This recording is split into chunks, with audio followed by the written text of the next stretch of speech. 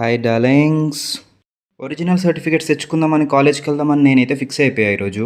అందుకే బుక్స్ లేని బ్యాగ్ వేసుకొని, పెట్రోల్ లేని బండి వేసుకొని, పని లేని మా ఫ్రెండ్ని వేసుకొని ఇంత పెద్ద మాట అన్నాడు సార్ ఆడు.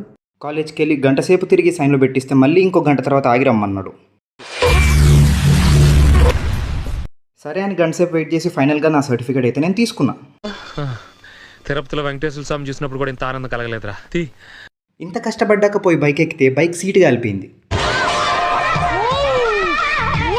సరే అని ఇంటికి వెళ్ళి కాసేపు రెస్ట్ తీసుకున్నాక మళ్ళీ జిమ్కి స్టార్ట్ అయిపోయా. ఈ యావరేజ్ మిర్రర్లో మన బిలో యావరేజ్ బాడీ చూసుకొని ఈరోజు పుష్ డే అని ఫిక్స్ అయ్యా.